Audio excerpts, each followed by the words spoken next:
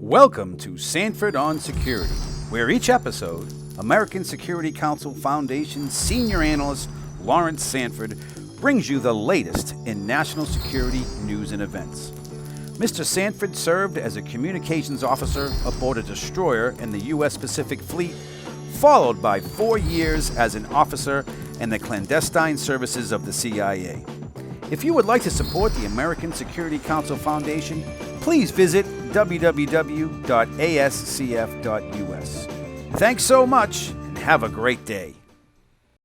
Good day. I'm Laurence Sanford, Senior Analyst with the American Security Council Foundation. We're a 501c3 corporation dedicated, and our mission is to educate and engage Americans on issues of national security, economic security, and moral leadership. Our motto is peace through strength. With me today is our guest is Steve Bond, a colonel from the U.S. Army, 29 years of service, and he's going to discuss the Panama Operation Just Cause, which overthrew the drug-dealing Noriega. Steve has had various experiences, jumping out of airplanes 90-odd times, Army Ranger, but he was also primarily in the intelligence world of the Army. And he went to the Army War College and a few other things. And so I will let Steve discuss briefly his background and where we're heading with the subject on Panama. Welcome, Steve. Well, thank you, Larry. I'm glad to be here today. Good. My background, I kind of got into the intelligence world kind of through the back door. I graduated from the University of Utah with a degree in history and went through the Army ROTC program there. I was commissioned as an Army second lieutenant in the infantry. My first assignment was as an airborne rifle platoon leader in Italy, so I did jump out of planes there. My second assignment was a recon scout platoon leader, and I really consider that my very first intelligence job. After I left Italy, I went to Fort Knox, Kentucky, and commanded a mechanized infantry company. And interesting there that I had the opportunity to go through one of the first rotations through the Army's National Training Center back in 1982. And if you know a little bit about the National Training Center, it was modeled where they would send units in there to go up against a visually modified Soviet motorized rifle regiment. And so you're out there, you're outgunned, you're outmanned. The force out there knows the terrain. You're outmanned 3-1, and so you get the opportunity to fight like Soviet at the time, a Soviet motorized rifle regiment would fight. So you really have to adapt and adjust. And I really have a good feeling for what's going on in Ukraine right now as a result of that experience. I came out of my infantry company command and picked military intelligence as my secondary specialty. And with that, they sent me off to the Army's intelligence school out of Fort Huachuca, Arizona, to get trained up on that. After that, I went back to Germany, and again, at the time, Soviet threat, the wall was still up, and had the opportunity to be a battalion intelligence officer, or S2. After that, I was a military intelligence company commander, and then I was a brigade S3 operations officer for a military intelligence brigade. And I also had the chance to go through a NATO intelligence school while I was there. Oh. I got promoted to major, got sent to the Army's Command and General Staff College, and I got to stay on out there at Fort Leavenworth, Kansas, where the school is located, and got to get my master's degree in history from the University of Kansas. Oh. So following that, you got your undergraduate degree from University of Utah, and both in history, by the way. So I, out of that, they asked me where I wanted to go, and they said, we need to send you on a utilization tour to the Defense Intelligence Agency, and I said, oh no, not that. I want to go to 18th Airborne Corps, where they jumped out of airplanes. Oh, So that's what got me to 18th Airborne Corps. So when I arrived at 18th Airborne Corps, they were just starting to do the planning for Operation Just Cause. And I went in there. I was the chief of intelligence operations in the G2, or intelligence. Operation Just Cause is the operation to take out the Noriega regime back in 1989. 89. Yeah. Okay. So I did that, and got to participate in Operation Just Cause. Following that, I was a battalion executive officer for a military intelligence battalion there at Fort Bragg, North Carolina. And lo and behold, I got to go to Operation Desert Shield, Desert Storm in Saudi Arabia. Following that war, I got orders to go to the Pentagon and got to spend 2 years in the basement of the Pentagon. Got picked up for lieutenant colonel and got to sent back to Fort Bragg, North Carolina, to command a military intelligence battalion there. Following my intelligence command, I spent 2 years as the Deputy J2 for operations for the Joint Special Operations Command. Then off to the Army War College, and then got promoted to colonel, and they sent me to Japan as the chief of Defense Intelligence Agency operations base there. Yes, I spent some time in Japan too. It's a wonderful place to be, and loved it. I think you mentioned that your wife wasn't happy about going, but then she wasn't happy Didn't about want to leaving. leave, exactly. Wasn't happy in leaving. Yeah. My final assignment in the Army was I was sent back to Fort Huachuca, the intelligence center and school, to be a combat developer for key future Army systems. After I retired from the Army, this was 2004 now, I moved to this area and worked for one of the largest defense aerospace companies from 2004 to 2008. And then I had the opportunity to go back into government service from February 2008 to April 2009. I served as a U.S. government civilian in Iraq as the director of the intelligence transition team, senior U.S. intelligence advisor to the Iraqi Ministries of Defense, Ministry of Interior, and Counterterrorist Force. That was in Multinational Security Transition Command, Multinational Forces, Iraq, during what was called the Surge. In that position, I had the opportunity to lead a 130-member team of U.S. soldiers, sailors, airmen, Marine, government civilians, and contract civilians to work with the Iraqis. This is during the surge now? Yes, yeah.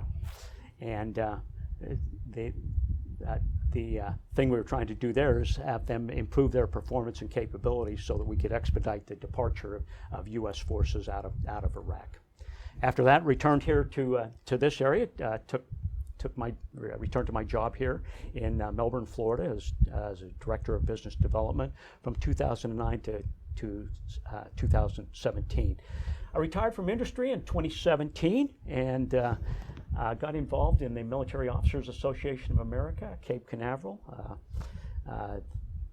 What that did was get me engaged in legislation to keep the military strong and to make sure that veterans get to keep their earned veterans. Now I'm involved in... Yeah, Steve is past president of MOAC, I should say, the military office. Yeah, now I am, now I work in the Florida Council of MOA, so I'm the senior vice president for the statewide organization. But with that, we get to work with a lot of great students, the ROTC, the JROTC, work with helping veterans in need, and I get to speak to various groups, and I get to work with a great group of veterans, Larry being one of them. So we know each other from MOAC, yes. So what do you consider your most challenging job in the military? Well, I thought all of them were challenging. Okay, I'll buy that. They were interesting, yeah. But I'm still amazed at the things I got to do in the military. I mean, just a wonderful experience. But to answer your question, without a doubt, one of the most challenging assignments I had was being in 18th Airborne Corps as the chief of intelligence operations as we were preparing planning, preparing, and ultimately executing Operation Just Cause in Panama in So when you're sitting up there and the intelligence is coming in from different sources, any particular one that you depended upon, or they're just you analyzed them, or how did the process work? all source. I mean, we had links to the national imagery. We had our own imagery. National imagery is the satellites. If you want to say that, that's fine. Yeah. Okay. But and the same thing with signals intelligence. We had our own capabilities. We also had relied on the national SIGINT capabilities and human. And we had some of our own human, but relied on human intelligence. Human intelligence, yes. Right. So all source, to include open source, what was coming out of the news. Yeah, I was briefly in the CIA, and I would tell you that open source intelligence, in some respects, is right on the money. Yeah. So. Yeah, and they seem to do a good job. And sometimes I thought that the intelligence world was trying to compete with the news agencies. Yes. But so I would say that was definitely one of the, if not the one of the most challenging jobs I had. Okay. So you're now leading up for Operation Just Cause. And so, did you end up going to Panama yourself, or you just sitting back, or how did that work? That resulted in a couple trips to Panama, to include pre-deployed down there before the start of the combat operations. Interesting how fate just sometimes puts you at a certain place at a certain time. I look back over my career and I can relate to what Forrest Gump went through as an eyewitness to history, because oftentimes I just wondered how I got to the place I did. But no, I didn't get to parachute into Panama, didn't fire a shot in anger, didn't get to lead troops in combat, but I did get to participate. Being the Chief of Intelligence Operations, and 18th Airborne Corps was redesignated Joint Task Force South under Southcom 4, which is the 4-star headquarters, 3-star headquarters under the 4-star headquarters. So Joint Task Force South that I was in was responsible for all of the forces conducting the operation. So what that did was really gave me a ringside seat to what was going on. I had a chance to help plan the operation, coordinate pieces to support the operation, watch it unfold, and got a chance to see the very senior commanders in action. Back then, I just promoted to major. I just had pinned on major and just pinned on my military intelligence brass, assigned right out of the Army's Command and General Staff College. So assigned to the intelligence staff at 18th Airborne Corps, and right when I got there, they started. 18th Airborne Corps became the nucleus for planning. And the justification for this, the reason why the Americans went into Panama to overthrow Noriega was? The reason is because Noriega led a criminal government. I call it a thugocracy. Panama was a transit point for drugs and weapons. He was working with the Cubans and the Soviet Union, stoking anti-U.S. nationalism. He thought the U.S. was really a thorn in his side down there. And what precipitated what was the proverbial straw that broke the camel's back? Let me get into that, because this really goes back in history 90 years, because we were in Panama in the Canal Zone. Canal Zone was U.S. territory going back to the early 1900s, splitting Panama right down the middle. In the late 1980s, Central America, as you're well aware, was a hotbed for communist expansion, and drugs and weapons proliferated the region. So Noriega comes in as the as the authoritarian leader. He was a former National Guard colonel and a U.S. intelligence informant. So he emerges as the authoritarian leader, and he used that position to squelch his political opponents, turn Panama, as I said, into a thugocracy, transit point for cocaine and weapons. He had a vice-like grip on Panama through the Panamanian Defense Force, called the PDF. They were his strongest supporters, and his patronage ensured the loyalty of the senior commanders. Graft and corruption ran rampant throughout Panama, and the PDF commanders were the ringleaders. The PDF was primarily a ground infantry and police force, including 9,000 of Noriega henchmen, organized into 18, what I call 18 groups of thugs. They were called dignity battalions, or digbats. And the job qualifications to being a digbat member was laundry list of petty crimes, criminal activities. I mean, these guys were truly thugs. And Noriega used them to beat up his political opponents. If there was a rally, the digbats would go in and rough up the crowd and beat up the leaders. But in 1988, Noriega was indicted here in Florida for drug smuggling, racketeering, and money laundering by 2 federal grand juries, one in Tampa, one down in Miami. And all that provoked demands for him to step down. In May of 1989, Panama elected a new president, and Noriega, his party, and his cronies lost. Noriega nullified the election, anointed himself maximum leader, deferentially known as El Jefe, and things really turned from bad to worse in Panama. He unleashed the Panamanian Defense Forces, the military police, paramilitary thugs, to terrorize the opposition leaders, keep the Panamanians in check, and harass U.S. citizens and our military.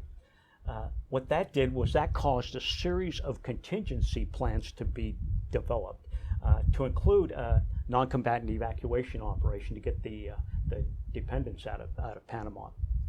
The final plan that became Operation Just Cause called for a combination of troops and units already in Panama to join with units and troops already in Panama to join with U.S. forces parachuted or rapidly deployed from across the United States. 26,000 U.S. troops were organized into 9 task forces with missions such as apprehending Manuel Noriega and other PDF leaders, seizing key airfields, other key facilities, capturing the Panamanian Defense Force headquarters, and securing the canal and other key facilities in our territory, the canal zone. The converging forces were to strike 27 individual targets nearly simultaneously to decapitate the Panamanian government while defending 147 facilities in the canal zone, then move to mop up the remaining Panamanian Defense Forces in the hinterlands outside the canal zone, keep from falling back into the jungle to carry out guerrilla operations. In late 1989, there was a series of stops and starts to the planning, and it really made me wonder if our national leaders had the will to execute the operation. Then on December 15th, 1989, Noriega and Panama's legislature declared a state of war existed with the United States. And I remember watching that on TV. I was back in Fort Bragg, Noriega standing at the podium with a machete slamming it on the platform. The next day, that'd be December 16th, members of the Panamanian Defense Forces shot and killed a U.S. Marine Lieutenant Robert Paz, at a PDF checkpoint. An American Navy officer and his wife that witnessed the shooting were detained, beaten, and threatened by the PDF. Those incidents set into motion the plan to take down the Noriega regime. President George H.W. Bush ordered the operation to commence in the early morning hours of December 20th, or D-Day. And I'll tell you, things started out badly. The weather was atrocious at Fort Bragg. Paratroopers were loading aircraft in an ice storm while prepared for battle in the warm tropics and under the watchful eye of the news media.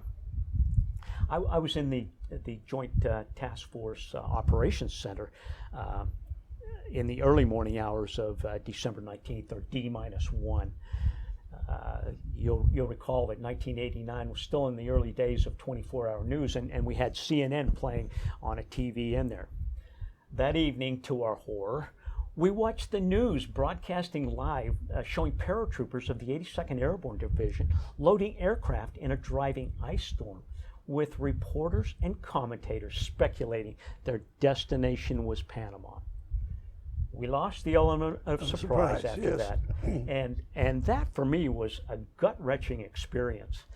Incredibly, our fellow citizens in the media just put the entire operation in jeopardy and 40,000 U.S. lives at risk. Shortly after that public service announcement, we watched their command nets lighting up with orders to draw weapons and shoot at anything they couldn't identify. Many of the PDF leaders went into hiding. As U.S. forces were just beginning to get en route to Panama, fighting broke out at Albrook Air Force Base, one of the main air bases in the Canal Zone. In response to the loss of surprise, with pieces of a complex operation already in motion, the special operations target were moved up by a mere 15 minutes. The weather at Fort Bragg resulted in half of the 82nd Assault Force being delayed by about 3 hours. So, the special operations targets began being hit at 12:40 a.m. on the 20th, and first reports started coming in.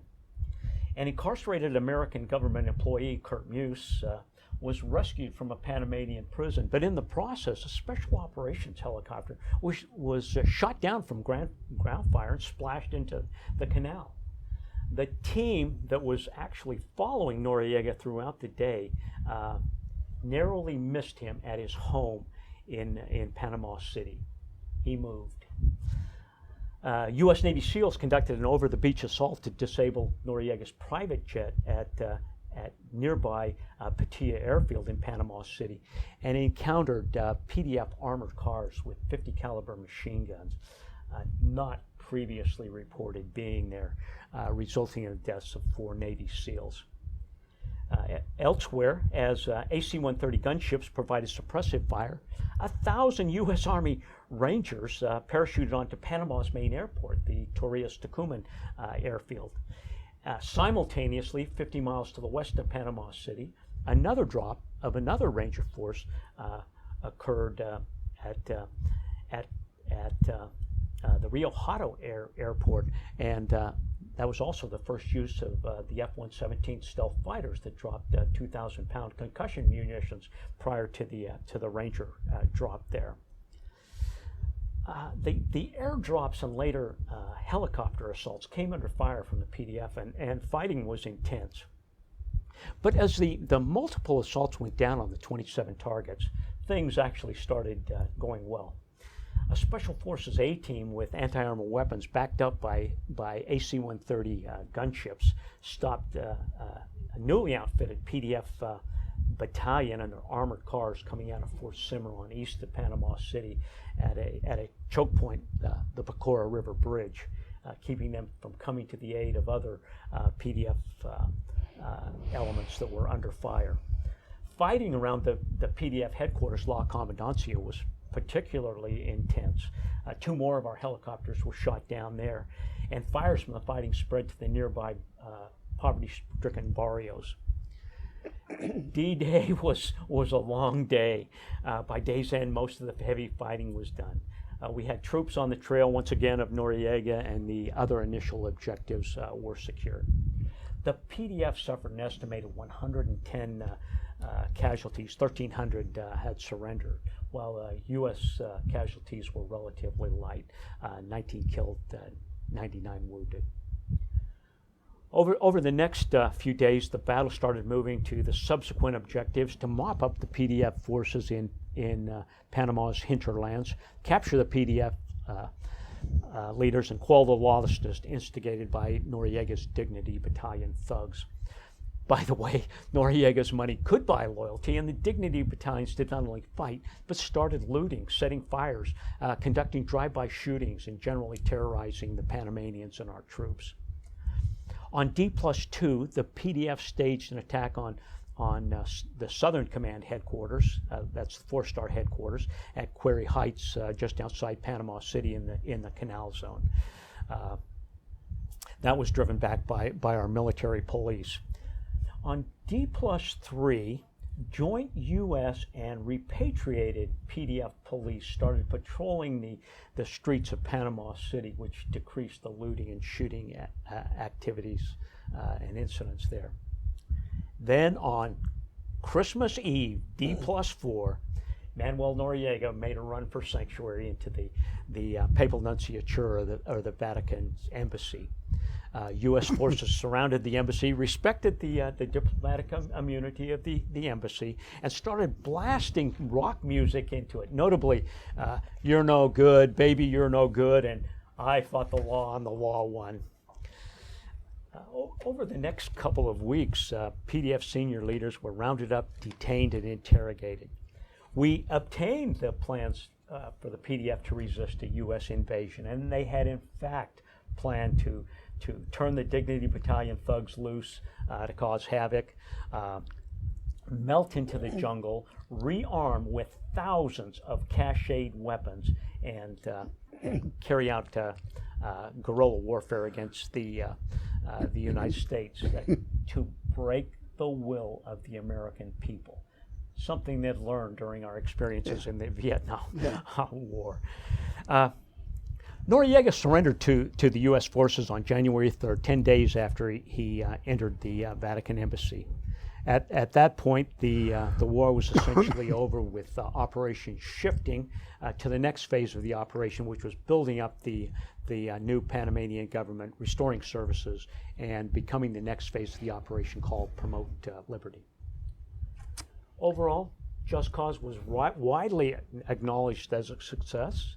The planning and execution have been a model for U.S. military operations using joint, that's special operations, Army, Navy, Air Force, Marine, and simultaneous attacks to overwhelm an adversary, becoming the shock and awe demonstrated in the Gulf Wars, or when President Trump a couple years ago told Iran, "We are prepared to strike 52 targets hard and fast."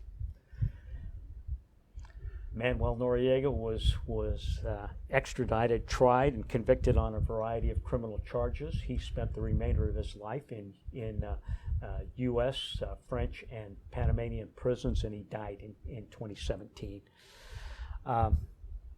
We initially underestimated the role of the paramilitary Dignity Battalions. The initial assessment was they were rabble, criminals that wouldn't put up a fight. But they did wreak havoc for a couple weeks, sniping, setting fire, terrorizing the Panamanians and our troops. But swift action by the U.S. forces with the continued tempo of the operations to take the fight to the PDF, and the repatriation of the some of the more loyal PDF police really made a difference and stopped that from happening. So what lesson does the American military and the American in general learn from that kind of operation? And could we do it today, or should we do it today, that type of thing? I mean, there's plenty of countries now there where drug dealing's big time, corruption's big time. I mean, we can't invade all these countries everywhere. Great question, Larry. We had a footprint in Panama, so that would be hard to replicate in some of these other countries. So we had the Canal Zone, we had troops in country, and so again, when you're talking about some of these other countries, we don't have that footprint there, so that would be a little more difficult to do. But And we had troops in Panama because of the canal. So would you give a quick recap of how we built the canal back in the early 1900s, and then President Carter in the 70s made a deal. There was a treaty in the President Carter signed a treaty with the Panamanians to give back the canal in 1999. So we still had the canal zone. It was still a U.S. territory when Just Cause went down. 10 years later, we gave the canal back. But we had Southern Command headquarters in the canal zone. We had U.S. Army South down there with a brigade of troops. We rotated troops in and out of the Jungle Training Center down there. Air Force had a great footprint down there. I mentioned Albrook Air Force Base, also Howard Air Force Base. The Navy had a. What's happened to all these bases? Do you know? They went back to the Panamanians in 1999. Are they still occupied? Do you know? Or? I really don't know what the situation right now is, but I suspect that there's probably gone into disuse. I know that some of the canal facilities went into disuse. So in 1989, by then the Berlin Wall had fallen? The Berlin Wall fell in November. So basically there was no one around to stop America from doing anything. Well, I mean, when the wall fell, there was still a Soviet Union. While it was, you saw the cracks and it was starting to crumble. Yeah. But it was still around. Yeah. And there was still Cuba, and some of the other bad actors down in. So what would you say to a young person, male or female, about going into the military in the year 2022? Well, I think we need to get good people in the military, and the organization I'm with, the Military Officers Association, I mean, we try to encourage young people to do that because we need good people in the military. Yes. So, I would recommend it to anyone who has the smarts, who has the physical attributes to get them in the military. Working with the Military Officers Association, we often go into schools and work with the junior ROTC and the ROTC students. And one of the questions I'm always asked is, well, what does it take to be successful in the military? And my comment to that is the military has a training system that they will train you to work at certain levels. They'll teach all the skills you need and prepare you for that next level. And that's what's expected of you in the military. I mean, you need to be disciplined, and you need to be on time and do all those sorts of things. But the military expects you to do your job and to do it to the best of your abilities. It's a great source for education. I mean, the military is very big on education, and one of the things that I noticed at the recent MOA awards for high school ROTCs was the majority were females. Yeah. So the females are definitely making inroads into the hierarchy of the military. And do very well. Yes. When I was an infantry officer, I did not work with females. That's all changed now, of course. Yeah. But military intelligence had a good percentage of females and very, across the board, very, very good folks. Good. Well, thank you for sharing your experiences with us and your story. It was interesting about Panama, so thank you very much, Steve. Okay. Well, thank you for inviting me. My here. pleasure. Yeah. Okay, thank you.